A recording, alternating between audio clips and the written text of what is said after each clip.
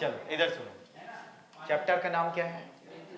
विद्युत क्षेत्र। तो सबसे पहले विद्युत क्षेत्र के बारे में जानोगे।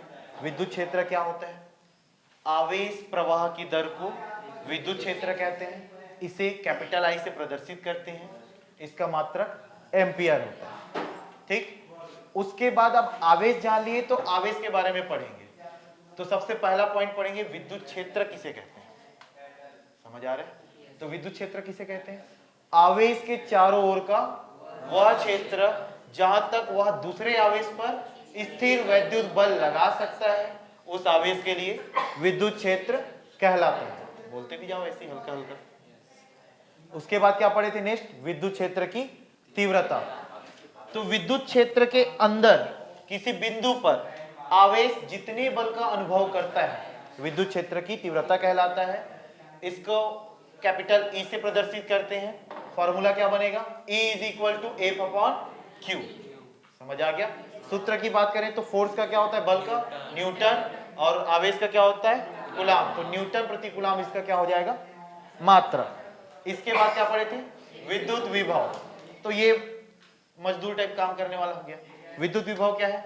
अनंत से किसी एकांक धनावेश को विद्युत क्षेत्र के किसी बिंदु तक लाने में किया गया कार्य विद्युत विभव कहलाता है। ठीक, दूसरा क्या था? विद्युत विभवांतर। तो विद्युत विभवांतर में क्या बोलोगे? विद्युत विभव के विद्युत क्षेत्र के अंदर किसी एक बिंदु से दूसरे बिंदु तक एकांक धनावेश को लाने में किया गया कार्य विद्युत विभवांतर कहलाता है। ठीक, इसको भी V से ही शो करते हैं, और इसका भी मात्रक क्या होता है? वोल्ट। ठीक, इसके बाद कहाँ इंटर किए थे हम लोग? ओम का नियम। कहाँ इंटर किए थे? ओम का नियम। तो ओम का नियम, किसी चालक के भौतिक अवस्था में परिवर्तन ना किया जाए तो उसमें दिया गया विभवांतर उसमें बहने वाली विद्युत धारा के समानुपाती होता है। समझ आया? तो क्या लिख सकते हैं? V समानुपाती I। जब समानुपाती हटा के उसको क्या लिखेंगे? बराबर।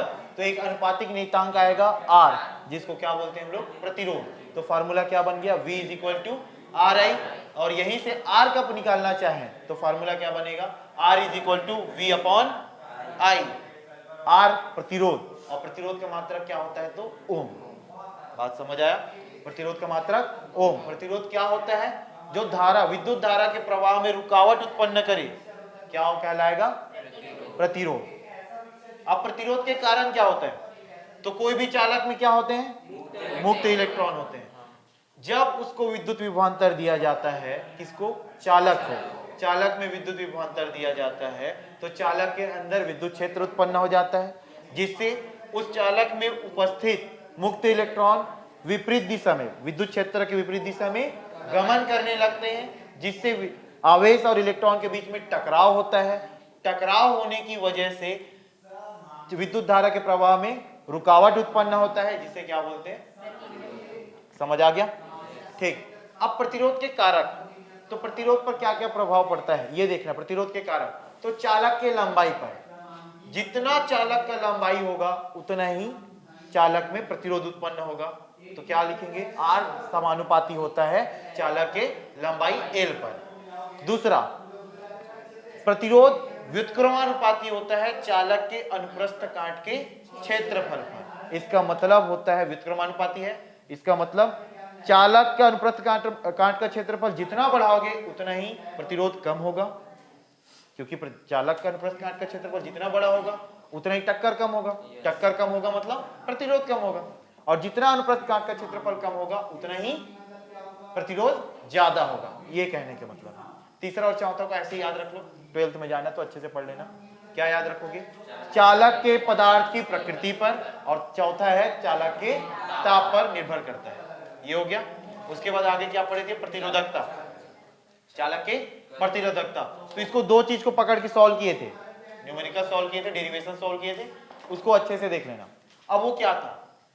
तो एकांक, किसी चालक के एकांक लंबाई और एकांक अनुप्रस्थ काट के क्षेत्रफल पर जो प्रतिरोध उत्पन्न होता है उसे ही हम लोग क्या बोलेंगे? प्रतिरोधकता कहते हैं। ठीक, इतना ही था। और इसका मात्रक क्या होता है? ओम मीटर। इसको प्रदर्शित किससे करते हैं? रो। रो से, बस इतना ही करना है। ठीक, अब इसके आगे हम लोग पढ़ेंगे।